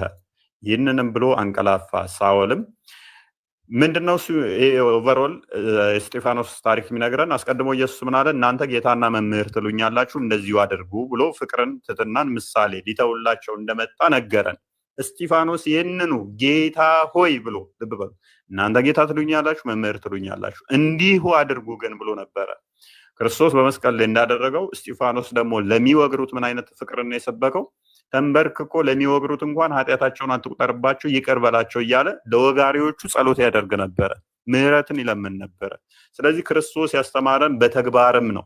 አምላካችን ያስተማረን በምንድን ነው? በተግባር ምን ማድረግ እንዳለብን። ልክ ሱራ 5:33 ላይ እንዳየነው እኔን ከተናገሩ ቁረጧቸው፣ ፍለጧቸው፣ ረዷቸው፣ ከሀገር አባሯቸው አይደለም። አምላክ በስጋ ተገልጦ ምንድን ነው ያስተማረን? ለጠላቶቻችሁ ምን አድርጉ? ምህረትን ለምኑላቸው። ይህንን በተግባር አስተማረን ማለት ነው። ይህንን ያደረጉበት በጉልበት ነው። አሚና በጉልበት ያደረጉበት ይመስልሻል? ክርስቶስ ላይ በኃይል ይመስልሻል? አይመስለኝም። ግን በየቦታ ስታነበው እኔ አሁን ክርክሬ ምንድነው? እግዚአብሔር አይደለም ነው ኢየሱስ፣ ሌላ ነገር አይደለም።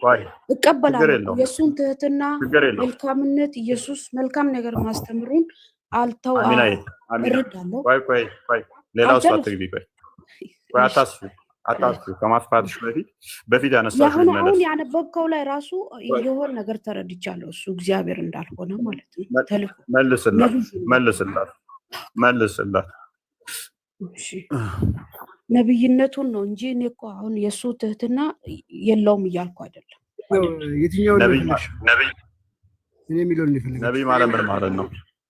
ነብይ የተላኩ ነብይ ማለት የተላኩ ለመልካም ነገር የተላኩ ናቸው። እንደነ ሙሴ አይነቶች ማለት ነው። መልካም። እሺ ምንድነው ታዲያ ጥያቄሽ? ክርስቶስ ይኸውልሽው በስጋ የተገለጠ አምላክ ነው ስንል ክርስቶስ ከአባቱ ዘንድ ተልኮ መጥቷል ከአባቱ ዘንድ።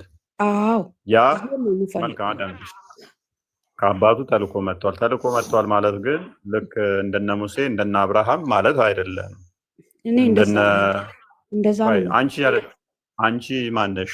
ከየትኛው መጽሐፍ ላይ ያነበብሽ እንደዛ የሚል? በዚሁ አሁን እስካሁን ካነበብነው ላይም እኮ እሱ እያለ ነው እኮ እሱ ጌታ ትሉኛላችሁ የሚለው ቦታ ላይ ቅድም እውነት እውነት እላችኋለሁ የሚለው ላይ ብዙ ቦታ የተነሳቸው አሚና አንቺ ጌታ ትይዋለሽ ኢየሱስን?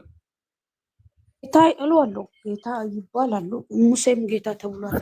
ብዙ አንብቤም ባህላይ ብዙዎቹ ይሄ ዮሐንስ ማንም ሐለራ ዮሴፍም ጌታ ተብሏል። ጌታ ይባላሉ። ምን ላይ ነው የተባለው? ምን ላይ የተባለው ያሉበት ቦታ እንትን ባሌዝም አውቃለሁ እና ጌታ ብሩሽ ይባላል። ጌታና አዳምጪ። እሺ ምን ገባ? በመጀመሪያ ምን ዘናል መሰለሽ ቃል እንደነበረ አውቀሻል አይደለ? በመደዳ ኮልታ ተፈቀደላት ነው። አይ ያወራሽ ነው። ቃል እንደሆነ አውቀሻል። አሚና ሚዩት ነሽ። ቃል እንደሆነ ተማምነናል አይደለ? ቃል እንደሆነ አምነናል። ኢየሱስ ቃል መሆኑ አምናለሁ። ቃል ነው። በስጋ እንደተገለጠም አምነናል። ኖ በስጋ ተገለጠ፣ ግን ቃል ነው፣ ተልኮ ነው፣ ነብይ ነው ብዬ ነው ማምነው። ቃል እንደሆነ ተማምነናል። ቃል እንደሆነ ተማምነናል። ሁሉም ነገር በቃል እንደሚሰራ አምናለሁ። በቃል ነው ይሰራል የሚለውን እሺ፣ መረጃ በቃል ነው የሚሰራው መረጃ መጽሐፉ ማይለው ለምን ትያለሽ? መጽሐፉ ማይለው ለምን ትያለሽ? እሷ በቃል አንድ ነገር አይሰራም። ይሄ ቀን ሁን ሲባል የሆነው አይልማ አሚን አይልም እንደዛ። እሺ አይልማ ብቻ እኔ ኢየሱስ ሰው ነው ብዬ ነው ማምነው። ይቅርታ አድርግልኝ ወንድሜ፣ አትቆጣኝ። ለምን ፍጹም ሰው ነው ይላል? እሱ ያስፈራኛል። ፍጹም አምላክ ነኝ የሚለው ግን ቢሆንም ብዙ ቦታ ላይ ተልኬያለሁ ይላል። እኔ ከራሴ አንዳች ነገር አልሰራም፣ ከላከኝ ፈርዳለሁ ምናምን የሚለው ላይ አሁን ያለሽ ብዙ ጥያቄዎች አይምሮሹ ላይ ይዘሻል። ጥያቄዎቹ ግን ምንድነው እሱ ያልሽው? አዳምጪ፣ ይገባኛል። ብዙ ጥያቄዎች ስለያሽ እነኛ ሁሉ ጥያቄ መልስ የሌላቸው መስሎሻል። እንደዛ እየተሰማ ፊል እያደረግሽ ያለሽው አይ ነው። ሁሉም ጥያቄዎችሽ ግን በጣም ቀላልና የሚመለሱ ናቸው። ግን ምንድነው እሱ ከአንዳንድ ማላመድ ትችያለሽ ወይ ሊከብድሽ ይችላል። አይ ነው። ምክንያቱም ጥያቄ ብቻ ስለተሸከምሽ ማለት ነው። ለመልሶቹ ምን ያህል ዝግጁ ነሽ አላያቅም። መላክ ሲባል ቅድም አልኩሽ እኮ መገለጥ ነው። እኛ ልሽ አምላክ በሁሉ ቦታ የሞላ ነው ብለን እናምናለን። ተልኳል ስትባይ አንቺ የምታውቂው አሁን ልጅሽን ሱቅ ቡና ግዛና ብለሽ እንደምልኪው ነው የምትረጂው። ቡና ገዝቶ ሊመጣ ሲሄድ ከቤት ውስጥ ይጠፋል። ቤት ውስጥ አይኖርም፣ ሱቅ ነው የሚኖረው። ሱቅ ቡና ገዝቶ ሲመጣ ደግሞ አንቺ ጋር ይመጣል አይደለም? እንደዛ ነው መላክን የምትረጂው። እኛ መላክን ደግሞ የምንረዳው እንዴት መሰለሽ? መገለጥን ነው የምንረዳው፣ በመገለጥ ማለት ነው። ለምን መልካም፣ ለምን ቆንጆ ነው። ምክንያቱም እግዚአብሔር መንፈስ ነው። ዮሐንስ ወንጌል ምዕራፍ 4 ላይ እንደሚናገረው ቁጥር 24 አካባቢ እግዚአብሔር መንፈስ ነው። መንፈስ ደግሞ በሁሉ ቦታ የሞላ ነው። በሁሉ የሞላ ከሆነ ቃሉ በሁሉ ቦታ ያለና በሁሉ የሞላ ነው፣ በሁሉ ያለ ነው። ስለዚህ ተላከ ሲባል ለእኛ የሚታየን ሲገለጥልን ያ መገለጡን ለእኛ መታየቱን ምን እንለዋለን? መላክ ብለን እንረዳዋለን። አሁን አገኘሽኝ? አገኘሁ። ዞሮ ዞሮ መላክ ለአንቺ የምትረጁ እንደ ሰውኛ ምንድን ነበረ?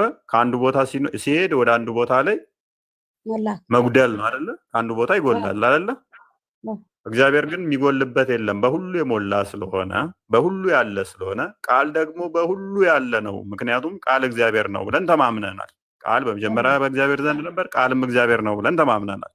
ያ ደግሞ በሁሉ ካለ በሁሉ የሞላ ከሆነ ስለዚህ ከአንዱ ቦታ የሚጎልበት የለም ማለት ነው፣ በሁሉ የሞላ ስለሆነ። ስለዚህ በምንድን ነው ለእኛ የምንረዳው? ተላከ ሲባል ለእኛ እንዲታይ ሆኖ በስጋ ተገለጠ። ያንን ነው መላክ ማለት እንጂ ከአንዱ ቦታ ጎሎ ወደ አንድ ቦታ ሄደ ለሰዎች ሊነገር እንደዛ ማለት አይደለም። በስጋ ግን ተገለጠ። ያ መላክ ብለን እንረዳዋለን። ሜቢ መላክ ግልጽ ሆነልሽ? ኦኬ። ብዙ አየ አሁን እንደዛ ካስረዳኸኝ በምሳሌ ማመን ይቻላል እንዴ? ቁርአንም ሆነ መጽሐፍ ቅዱስን በምሳሌዎቹ እንደዛ አሁን እነዚህ ምሳሌዎች ናቸው የነገርከኝ።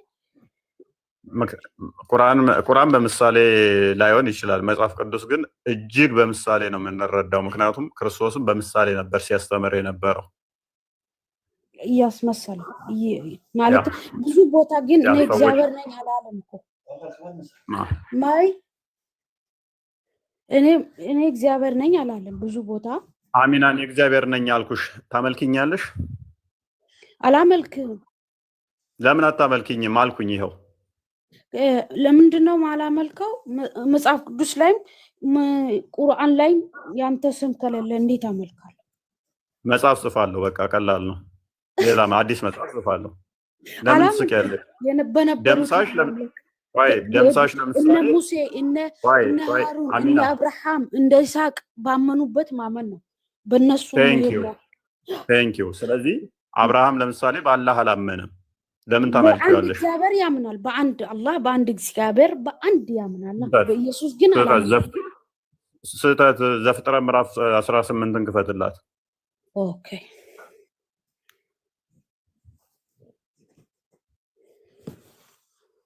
አላህ ለአብርሃም ተገልጦለታል አይቶታል አብርሃም አላህና አብርሃም ተገናኝተው ነበረ አላውቅም አላህ ለሰዎች ይገለጣል ምድር ላይ መጥቶ አይገለጥም መልካም እሺ አንብቤው እሺ እየሰራው ነው አንብቡልኝ ያዳማጥኩ ነው በቀትርም ጊዜ እርሱ በድንኳን ደጃፍ ተቀምጦ ሳለ እግዚአብሔር በመምሬ የአድባር ዛፍ ተገለጠለት አይኑንም አነሳ እነሆ 3 ሰዎች በፊቱ ቆመው አየ ባያቸውም ጊዜ ሊቀበላቸው ከድንኳኑ ደጃፍ ተነስቶ ሮጠ ወደ ምድርም ሰገደ እንዲህም አለ ማን ተገለጠለት ነው የሚለው እግዚአብሔር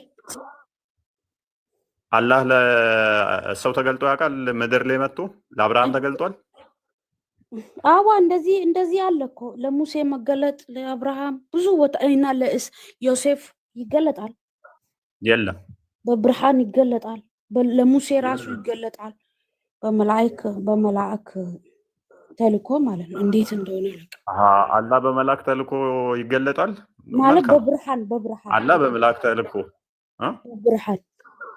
በብርሃን ማለት ግን ማንም ሰው አያየውም እሱ ማለት ነው እኔ እያልኩሽ ያለው ለአብርሃም ያው 3 ሰዎች በ3 ሰዎች አምሳል ተገልጦለታል ኦኬ እንደዛ ነው ግን ኢየሱስ ታይቷል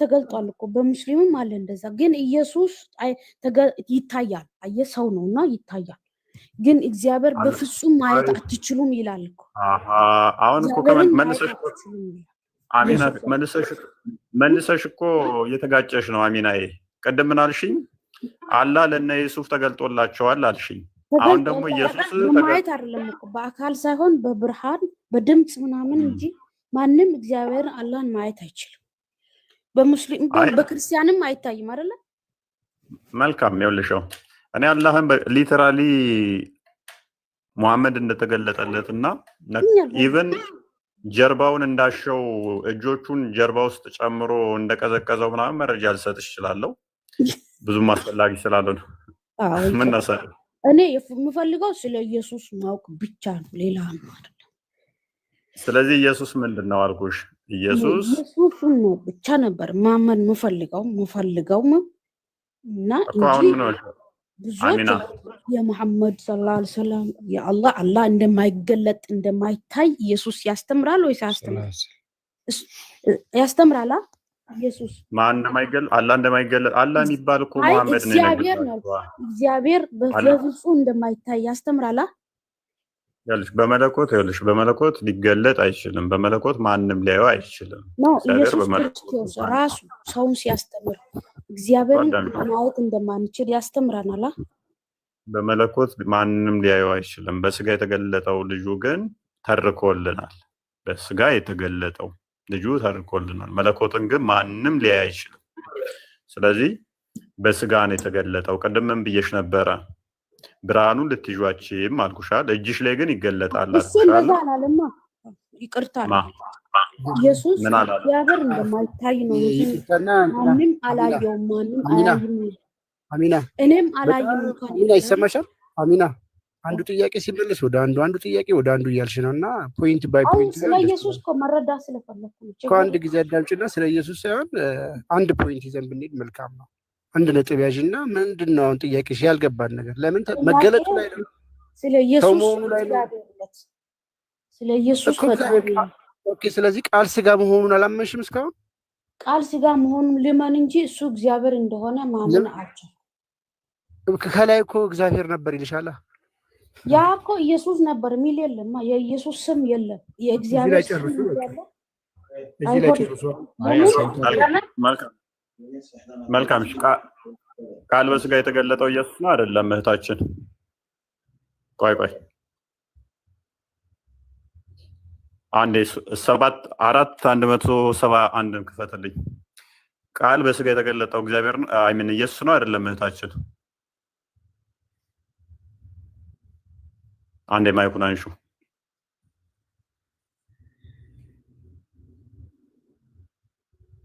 አሚና ሚዩት ነሽ። ሚዩት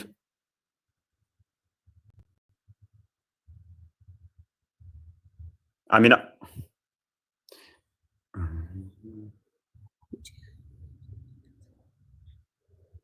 በስጋ የተገለጠው ቃል ኢየሱስ ነው አይደለም? በስጋ የተገለጠው ቃል ኢየሱስ ነው አይደለም?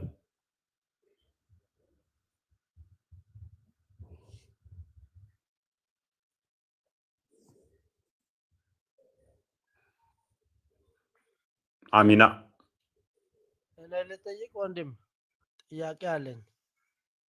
እሷ ትጨርስ ሚውተርክ ወጣች። ምክንያቱም ቁርአኗን እንዲህ ባንክ ታደርገዋለች ማለት ነው። ለእኛ ተስማሚ እኮ ነው። ቃል እግዚአብሔር አይደለም ካለችን ኢየሱስ አይደለም ራሱ እንትኑን ተፈለገች ራሱ የተናገረበት ታመጣዋለች እዚህ ጋር። ምክንያቱም ኢሳ ቃሉ ነው ይላል። ቃሉም ከእርሱ የሆነ መንፈስ ብቻ ነው ብላ ታምናለች ቁርአኗ ላይ። ኤኒዌይስ አብዱል ነስር። አቤት። እኔ ጥያቄ አለኝ። ሚስራ ትቀድማለች መሰለኝ። ሚስራ ይሰማል? አሁን ቅድም ደንግጠሽ ነው የወጣሽው? ኖ እኔ መግባቴን አላወቅኩም እንጂ ቅድም እና ሳታውቂ ነበር የገባሽው? አንድ ጊዜ ጥያቄ አለኝ። እሺ ልጅቷ አልበቃ ብሎኝ ሰውየው ተጨመረበት። ቀጥሎ። እሺ በቃ እስማችሁ ልጠይቀው። እሺ ቀጥል።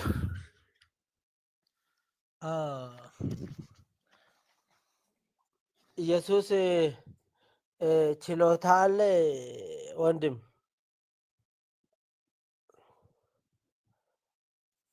መፍጠርም ሆነ ችሎታ አለ ማለት ነው። ኢየሱስ ፈጣሪ ከሆነ ማለት ነው እንዴት ነው አልችልም ብሎ ይናገራል? ዮሐንስ 5:30 ላይ እኔ አንዳች ላደርግ አይቻለኝም፣ የሚሰማው ነው የሚፈርደው፣ ፍርዴም ቅን ነው ይላል። እንዴት ነው ፈጣሪ ከሆነ እንዴት ነው እንደዚህ ማለት የቻለው? ኦኬ ኢየሱስ ሰምቶስ እንደሚፈርድ ታምናለህ? እሺ ባጥለት አንዴ ክፍሉን ኢየሱስ እሺ ሌሴ በአንድ አባባል ኢየሱስ ከፈጣሪ ሰምቶ በህዝብ ላይ እንዳለ እንደሚፈርድ በቂያማ ቀን ወይንም ደግሞ ፈራጅ ያንለት እሱ እንደሆነ ታምናለህ? አውቄ በምን በቁርአን ወይ በመጽሐፍ ቅዱስ ታምናለህ ወይ ነው? በትንሣኤ ቀን ኢየሱስ እንደሚፈርድ የዛለታ ፈራጅ እንደሆነ ታምናለህ? አይ እሱ አላምንም። አይልማ እሱ እንደዚህ አይልማ። አንብበው። እሺ እኔ ከራሴ አንዳች ላደርግ አይቻልም፣ እንደሰማው ፈርዳለሁ፣ ፍርዴም ቅን ነው። የላከኝ ፍቃድ እንጂ ፍቃዴን አይልሻም። እኛም ይሄን ነው የምናምነው። መልካም፣ ይሄንን ታምናለህ? የላከውን ፍቃድ እንደሚያደርግ ታምናለህ? አዎ የላከውን ፍቃድ፣ አዎ የአባቱን ፍቃድ እንደሚሰራ አብዱል ነስር መልካም። መልካም እሺ። ሻዳ ዝልሃለሁ የአባቱን ፍቃድ እንደሚሻት አምናለሁ ብሏል። የአባቱ ፍቃድ ምንድን ነው? እሱ ያው ፍቃዱ መስጠት ነው። ስራ ብሎ ፍቃዱን መስጠት ነው። ምንድን ነው የአባቱን ፍቃድ? ቃል በቃል አሳየኝ እስኪ። የአባቴ ፍቃድ ይሄ ነው የሚለውን አሳየኝ። 27 ላይ ታች አድርግልኝ ትንሽ 27 ላይ እሺ 5:27 ከ26 አንብብልኝ። ለምን ከ19 አነብልህ? ለአንተ በደንብ እንዲገባ ከ19 አድርግልህ። ከ17 ከሆነማ በጣም አሪፍ ነው። እንደው ማለት ከ17 ጀምር አንብበውና አስረዳኝ። እስልምና ነው ለእንጦሮጦስ የሚከት ክፍል ነው የጠቀስከው። ቀጥል።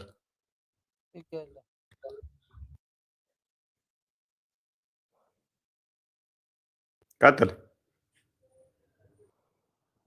አባቴ እስከ ዛሬ ይሰራል እኔም ይሰራለሁ። ኖ አንብበው ሙሉን። ማን ነው የሚለው? ኢየሱስ ብለህ ጀምር። የት? አዎ አንብቡ እናንተ አንብበው፣ ራስ አንብብ። አዎ ኢየሱስ ግን አባቴ እስከ ዛሬ ይሰራል እኔም ደግሞ ይሰራለሁ ብሎ መልስላቸው።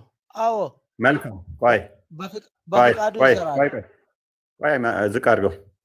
ኢየሱስ አባቴ እስከ ዛሬ ይሰራል እኔም ደግሞ እሰራለሁ ብሎ መለሰላቸው። አባቴ ያለው ማንን ነው? አንድ አምላክ ነው። አላህ አምላክ አባት መሆን ይችላል? እንደ እስራኤል ነው። አሁን መጽሐፍ ቅዱስ ስለሆነ አላህ ውስጥ የለም። አብዱል ነስር አላህ ሚስት ሳይኖረው አባት መሆን ይችላል? ልጅ መውለድ ይችላል? ቆይ አሁን መጽሐፍ ቅዱስ ላይ ነው አለን እንጂ ቁርአን ውስጥ የለንም። ይችላል ወይ ነው የምንናገረው? እግዚአብሔር ብለን ነው የምንናገረው ወይ አባት? አብዱል ናስር አንተ ሙስሊም ነህ። እንደ ኤቴስታ ለማወራህ እንደ ሙስሊም ነው ማወራህ ነኝ። አላህ ምክንያቱም ይሄን ኢየሱስ አስተምሯል ብለህ ነው ያመጣኸው። እስልምናን ገደል የሚከት ጥቅሳት ተጠቅሰህ በቁርአን አባት የለንም። በቁርአን አባት አንትልም። ስለዚህ በቁርአን አባት የለንም። ቴንክ ዩ። ስለዚህ ሙሐመድ ከጊዜ በኋላ ያስተማረው አስተምሮ ከኢየሱስ አስተምሮ ጋር የሚለያይ ነውና አጋንንታዊ ነው እንላለን። አንድ በል። ሁለተኛ ኢየሱስ ግን አባቴ እስከዛሬ ይሰራል እኔም ደግሞ እሰራለሁ ብሎ መለሰ። አንድ ፍጡር ተነስቶ የተሰጠ ነገር ነው የሚሰራ። ቆይ አዳምጥ። ይሁን እንቀጥላለን። ቆይ አባቴ እስከዛሬ ይሰራል እኔም ደግሞ እሰራለሁ ብሎ የመለሰላቸው በሰንበት መስራትን ነው። እንደ እስልምና አስተምሮ አስቀድሞ በነበሩት በተውራት በኢንጅል ላይ ሰንበትን መስራት የሚችል ማን ብቻ ነው? ወደ ታች አንብቡልን። እሺ እስከ 19 አንብቡልን እንረዳለን። ቆይ ተፍጥር አስቀድሞ አይምን ሰንበትን መስራት የሚችል ማን ብቻ ነው? ይመልስልኝ። ሰንበትም እሁድም አንድ ነው። ማን ብቻ ነው መስራት የሚችለው? ሱራ 2:65 አንዴ ክፈትልኝ። ታላህ በቀር ማንም አይሰራም። ካላህ በቀር ሌላው ከሰራ ወደ ጦጣና ዝንጀሮ ነው የሚቀይራቸው አላህ ራሱ። ይሄንን ቀን የሚሰራበት አላህ ብቻ ነው። ኢየሱስ ደግሞ ምን አለ? አባቴ ይሰራል እኔም እሰራበታለሁ አለ። ኦኬ እሱ ፍቃደን አልሻም ብሎ አላ የራሱ ፍቃድ በራሱ ፍቃድ አይሰራማ። በቃ አዳምጥ። ከአሁን በኋላ እያንዳንዱን እስልምና እናፈርስብሃለኝ። እረፍ በቃ። ስታገሳችሁ ደግሞ እንትን አትበሉ። እንደዚህ ይላል አዳምጠው። እነዚያም ከእናንተ ውስጥ በቅዳሜ ቀን ልብ በል፣ በቅዳሜ ቀን አሳ በማጥመድ ወሰን ያለፉትንና ለእነርሱ ወራዶች ስትሆኑ ዝንጀሮ ሁኑ ያልናቸውን በእርግጥ አወቃችሁ ይላል። በቅዳሜ ቀን አሳ ስላጠመዱ ወሰን አልፈው ምን አደረጋቸው? ዝንጀሮ አደረጋቸው። በቅዳሜ ሰንበትን ባለማክበራቸው ማለት ነው። መልስልኛ ወደ ቁርአን መጽሐፍ ቅዱሱ። ሰንበትን መስራት የሚችለው ማን ብቻ ነው? ፈጣሪ ብቻ ነው ብሎ የሚታመነው በእስልምናው። ስለዚህ ኢየሱስ ምን አለ? አባቴ እስከ ዛሬ ይሰራል እኔም እሰራለሁ አለ። እስከ ዛሬ ከፍጥረት አስጀምር ፈጣሪ ፍጥረትን የፈጠረ እሱ ነው። አባቴ እስከ ዛሬ ይሰራል እኔም እሰራለሁ። ስለዚህ ሁሌ የሚሰራው ለማይክሮ ሰከንድ ባለማቋረጥ የሚሰራው ፈጣሪ ብቻ ነው። ፍጥረቱን በመመገብ በመጠበቅ በመግዛት ማለት ነው። ፈጣሪ በሚሰራው ልክ ፍጡር ኢየሱስ ነው የሚሰራው። አንድ ፍጡር ተነስቶ አላህ እስከዛሬ ይሰራል እኔም እሰራለሁ ማለት ይችላል ነስር አሚን አብዱል ነስር ጠርተሃል ማለት ይችላል ወይ? አንተ ተነስተህ አላህ ይሰራል እስከዛሬ እኔም እሰራለሁ አንተ የሆነ ስራ ትሰጠኛለህ ልበል አይልም ትሰጠኛል የሆነ ስራ ብለህ ከሰጠኝ ማለት ነው እኔ በአንተ ፍቃድ እሰራለሁ አንተ ካልፈቀድከኝ ደግሞ አልሰራም እንደዚሁ ነው መልካም እሺ እንቀጥል እሺ እንግዲህ ሰንበትን ስለሻረ ብቻ አይደለም ምን እንደሆነ ላሳየው እዚሁ መልሻውንም ላፍርስበት ያነሳውን እንግዲህ ሰንበትን ብቻ ስለሻረ ብቻ አይደለም ነገር ግን ደግሞ ራሱን አንብብ ቀጥል ራሱን ከሚለው ጀምር አንብብልኝ እኔ ላንብበው ወይስ እሱ ያንብበው? እሱ ያንብብ አብዱል ነስር አንብብ ወደ ታች 19 እናንብሽ አንብብ ቅድሚያ ይሄንን ራሱን ከሚለው ጀምረህ አንብብልኝ የቱን ራሱን የሚለውን አንብብልኝ ራሱን ከእግዚአብሔር ጋር እሺ አስተካክሎ እግዚአብሔር አባቴ ነው ስላለ ስለዚህ አይሁድ ሊገድሉት መልካም አብዱል ነስር ራሱን ከእግዚአብሔር ጋር አሳንሶ አይ ፕሊስ ራሱን ከእግዚአብሔር አሳንሶ አባቴ ነው ያለው ወይንስ ራሱን ከእግዚአብሔር ጋር እኩል አስተካክሎ ነው አባቴ ነው ያለው?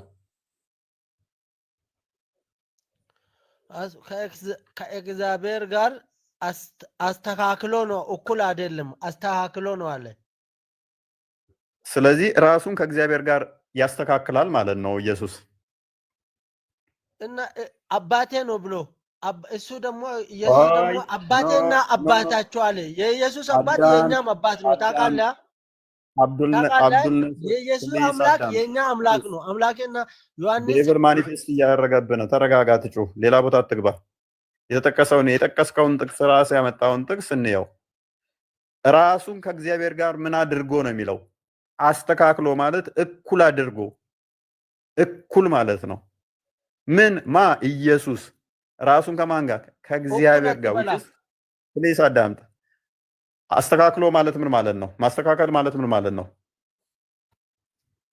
ማስተካከል ማለት ምን ማለት ነው ቃሉን አትቀይር ብዬ ነው እንጂ ማስተካከል ማለት እኩል ማለት አይደለም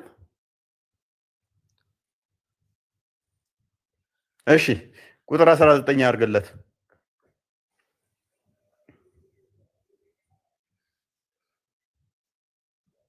ስለዚህ ኢየሱስ መለሰ እንዲህም አላቸው እውነት እውነት እላችኋለሁ አብ ሲያደርግ ያየውን ነው እንጂ ወልድ ከራሱ ሊያደርግ ምንም አይችልም ያ የሚያደርገውን ሁሉ ወልድ ደግሞ ይህን እንዲሁ ያደርጋል ይላል ሙሐመድ አላህ ያደርገውን አይቶ ያደርጋል ማትሄልኛል እኔ ጎበዝ እንደዚሁ ነው እኔም ያንተ ወጥመድ ውስጥ ለመግባት ነው የመጣሁልህ በጣም ወጥመድ ውስጥ ከተኸኛል አንድ ፍጡር ተነስቶ አንድ ፍጡር ተነስቶ አብዱል ነስር አትሳቅ አንድ ፍጡር ተነስቶ ፈጣሪ ሲያደርግ ያየሁትን ነው ማደርገው ፈጣሪ የሚያደርገውን ያንን እኔም አደርጋለሁ ማለት ይችላል እንዴት ፈጣሪ እንዴት ነው እንዲያርግ ፈጣሪ እንዲያርግ ከሰጠው ያረጋል እኔ አልጠየቅኩም እንደዛ ብዬ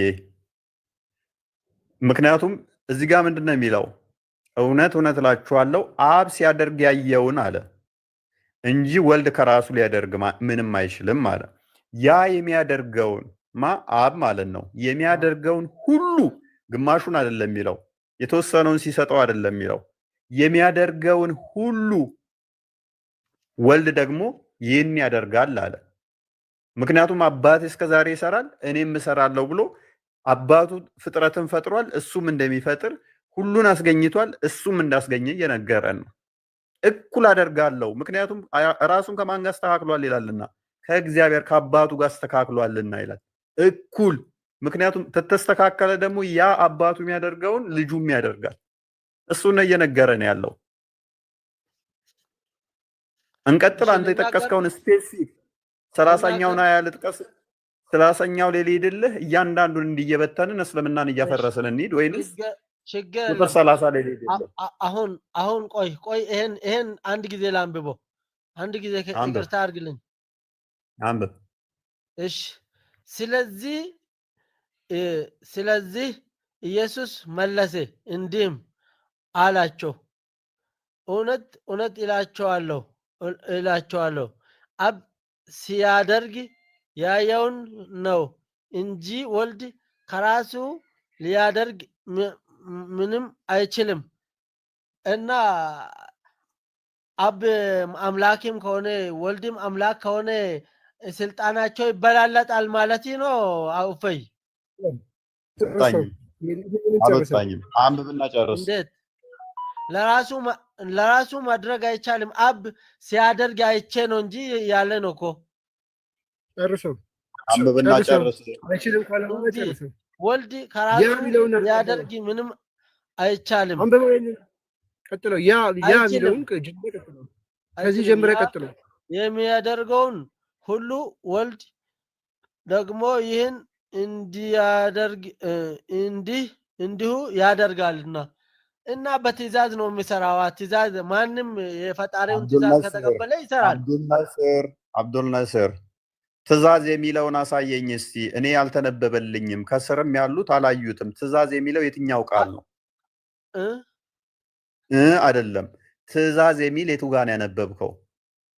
ዮሐንስ 5:30 ላይ ያለ ፍቃድ አላለም። እሱ ያለ ፍቃድ አላለም። እችኛዋን ሳታነብ ነው 30 የደረስከው።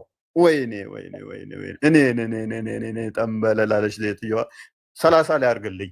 እያንዳንዱን እስከ 30 ድረስ አፈርስብህ ነበረ። በዚህኛውም እኔ 30 ላይ ላድርግ። እስከ 30 እናነባለን። እስከ 30 ወደ ታች አድርጎ 19 ላይ እስከ 30 እናነባለን። ተውኩልህ። ምክንያቱም ወደ 23 20 ከገባን ደግሞ ከመቃብር ድምፁን እንደሚሰሙት እንደሚፈርድ ምናምን እንደሚናገረው ፈራጅ ማን ነው? ከመቃብር ድምፁን የሚሰሙት ማን ነው? ከፈጣሪ ውጭ ማንም እንደሌለ በትንሣኤ ህይወት የሚሰጥ ኢየሱስ ብቻ እንደሆነ እዛ ላይ ያመጣልህና አምላክነቱን ነው ይበልጥ ማሳይብህ። ግን 30 ላይ ልምጣልህና ለአንተ ልስማማለህ። 30 ላይ ከቁጥር 8 ጀምሮ እንደዚህ ይላል፣ በመቃብር ያሉት ሁሉ ድምፁን የሚሰሙበት ሰዓት ይመጣል አለ። መልካም ያደረጉ ለህይወት ትንሣኤ፣ ክፉም ያደረጉ ለፍርድ ትንሣኤ ይወጣሉና በዚህ አትደነቁ። እኔ ከራሴ አንዳች ላደርግ አይቻለኝም። እንደሰማው ፈርዳለሁ፣ ፍርዴም ቅን ነው። የላከኝም ፍቃድ እንጂ ፍቃዴን አልሻምና አለ። አሁን ጥያቄያችሁ የእናንተ ምንድን ነው? እሱ የአብዱል ነስር ጥያቄ ምንድን ነው? እኔ ከራሴ አንዳች ላደርግ አይቻለኝም፣ እንደሰማው ፈርዳለሁ፣ ፍርዴም ቅን ነው። የላከኝም ፍቃድ እንጂ ፍቃዴን አልሻምና አለ። ስለዚህ ክርስቶስ ምን ብሎ ተናግሯል ነው?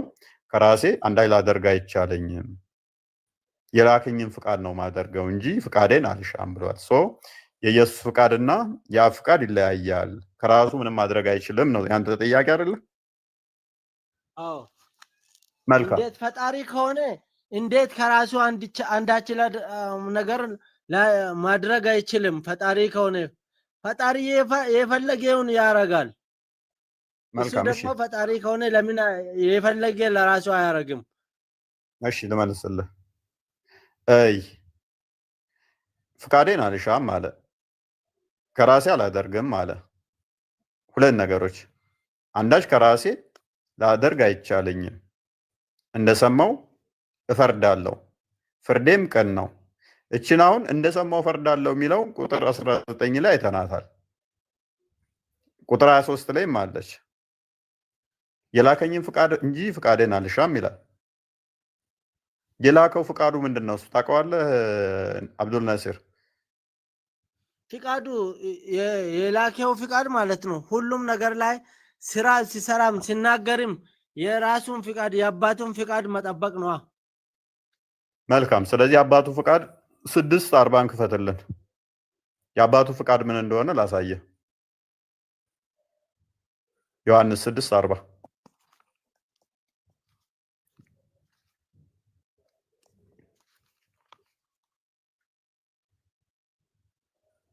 አንብበው እስኪ። 6:40 እንደዚህ ይላል። አንብበዋለህ። ልጅንም አይቶ በእርሱ የሚያምን ሁሉ የዘላለም ሕይወትን እንዲያገኝ እንጂ የአባቴ ፍቃድ ይህ ነው ይላል። የአባቴ ፍቃድ ምንድን ነው አለ? ልጅን አይቶ በእርሱ የሚያምኑ ሁሉ የዘላለም ሕይወትን እንዲያገኙ የአባቴ ፍቃድ ይህ ነው። እኔም በመጨረሻው ቀን አስነሳዋለሁ አለ። ቅድም ምን አለ? ፍቃዴን አልሻም። የማን ፍቃድ ነው ማደርገው አለ? የአባቴን ፍቃድ እንጂ አለ። የአባቱ ፍቃድ ምንድነው? የአባቱ ፍቃድ ደግሞ ምንድነው ስንል በልጁ እንድታምን ነው አለ። ልጁ ደግሞ ምን የሚያደርግ ነው? በመጨረሻ ቀን ከመቃብር የሚያስነሳ ነው። ከመቃብር የሚያስነሳት የሚችል ደግሞ ማን ነው? አንድ ፈጣሪ ብቻ ነው። አባትየው ፍቃዱ ምንድነው? በልጁ እንድታምን። ልጁ ፍቃዱ የሚፈልገው ምንድነው? የአባቱን ፍቃድ ማድረግ። አባቱ ደግሞ ፍቃዱ ምንድነው? እሱ በልጁ እንድታምን። ልብ በል፣ ልጅን አይቶ በእርሱ የሚያምን ሁሉ የዘላለም ሕይወትን እንዲያገኝ እንጂ የአባቴ ፍቃድ ይሄ ነው። የአባቴ ፍቃድ ምንድነው አለ? በእኔ እየሰማ ነው። በእኔ እንድታምን ነው የአባቴ ፍቃድ። ከዛስ በመጨረሻው ቀን አስነሳለሁ። የዘላለም ሕይወት እሱ እንደሚሰጥ ማመን፣ የዘላለም ሕይወት እንደሚሰጥህ በልጁ ማመን፣ ከመቃብር የሚቀሰቅስህ እሱ እንደሆነ ማመን የአባቱ ፍቃድ ነው። ፍቃዳቸው ይለያያል ወይ? ኔቨር። 17:10 ክፈትልኝ።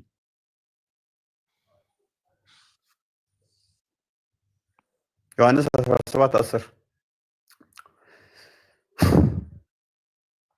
እንደዚህ ይላል ወንድማችን አብዱል ነስር፣ የኔ የሆነ ሁሉ ያንተ ነው፣ ያንተውም የኔ ነው፣ እኔም ስላንተ ከብሬያለሁ ይላል። የአብ የሆነ ሁሉ የወልድ ነው፣ የወልድ የሆነ ሁሉ የአብ ነው። ስለዚህ ልብ በል፣ ከራሴ አንዳች ማድረግ አይቻለኝም ሲል ለእኔም የሰጠኝ ተራ የሰጠኝ ሄደ። እኔ እኮ አንተን አክብሬ ነው። ለእኔም ተራ የሰጠኝ ተናገር እንጂ እኔ አብዱል ነስር ቅድም እኮ ዝም አልክ እኮ 6:40 ላይ ፍቃዱን ጠይቄህ እኮ ዝም አልከኝ እኮ። አሁን ምን መሰለህ የውኑ ላይ ጥያቄ አለኝ። አሁን ምሳሌ አንተ በአልኮ ላይ ምን ብለን ነው የምናምነው ሲል መልስልኝ። ምን ብለን ነው? መልካም፣ ይኸው እንዲህ ይላል። አምላክ ብለን ነው የምናምነው ወይ የተላከ መልእክተኛ ብለን ነው የምናምነው? እሺ፣ ከቁጥር 39 እንደዚህ ይላል።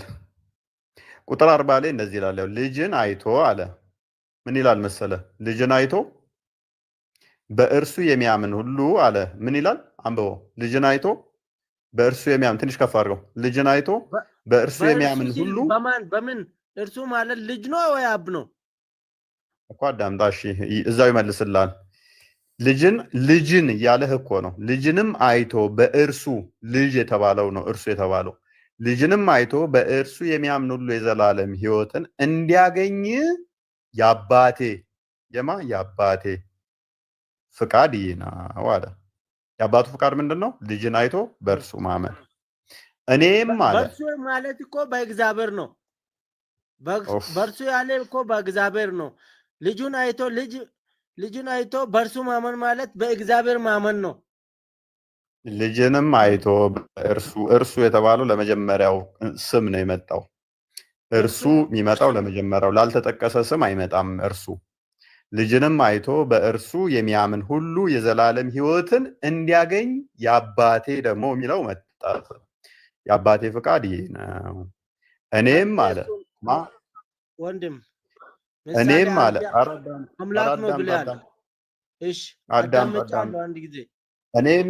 እኔም ያለው ማን ነው? እሱ ወንድማችን እኔም ያለው ማን ነው? የቱ ጋር ነው ያልከው? ያው በመጨረሻ ቀን እኔም በመጨረሻ ቀን አስነሳዋለሁ። ማን ነው ይሄን ያለው? ኢየሱስ ይሆን ሳይሆን ነው። ምክንያቱም እየተናገረ ያለው ኢየሱስ ስለሆነ። ስለዚህ ይጋጫል እንዴ? እንደዚህ ከሆነ ይጋጫል። ወንጌሉ ይጋጫል እንዴ? ሌላ ቦታ ደግሞ አንደኛ ቆሮንቶስ ምዕራፍ 10 አዳምጥ፣ መልሰው ቃል። ስለዚህ ምንድነው እሱ የአባቱ ፍቃድ ልጁን አይቶ ማመን ነው። ልጁም ደግሞ ከመቃብር እንደሚያስነሳ ማመን ነው። ስለዚህ ቅድምም ብያቸዋለሁ፣ የአብና የወልድ ፍቃድ ደግሞ ልዩነት የላቸውም። 17:10 እና እንደ ክፈትልኝ፣ ወደ ቅድሙ ተመለስ። እንዴት ወንድም ልዩነት አለ እንጂ በቃስ ማይከስ ነሰሰርሊ አንተን ጋር አንተ ማለት አይጠበቅብንም እኮ አይንህን ግንባር ካደረከው ማለት ነው። ማቴዎስ 24:36 እኮ ስለዛች ቀን ማስረዳት ሰዓት አላቅም ይላል እኮ። ሌላ ቦታ አትሂድ፣ ሌላ ቦታ አትሂድ።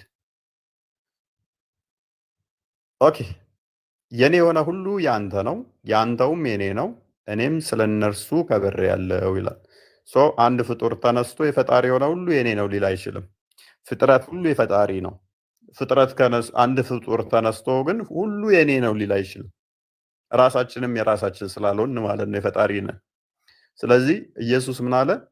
ያብ የሆነ ሁሉ የኔ ነው የኔውም ያብ ነው አለ። ሰው እንደሰማው ነው የምፈርደው ቢል የሰማው ምንድነው? የአብን ነው አይደለ? የአብ ደግሞ የማን ነው? የወልድ ነው። 16:15 እና እንደክፈትልኝ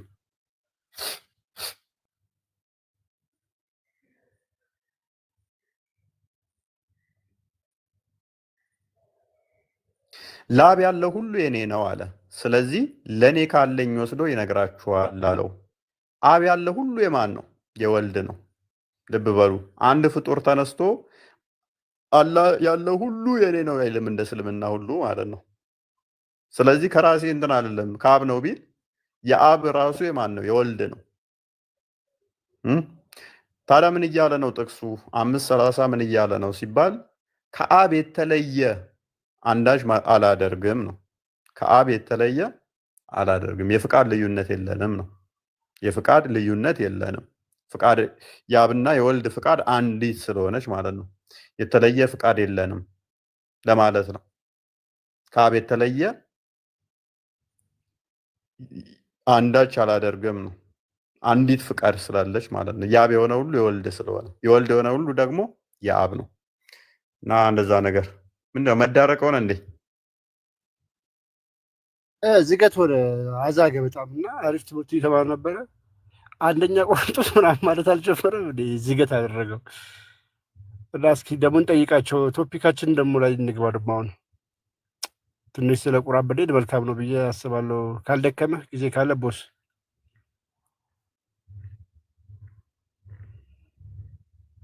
ቆስጥ ያለ አለው ቃሉ ያሰማለን። አውሩ ረጅም ሰዓት ያስቆ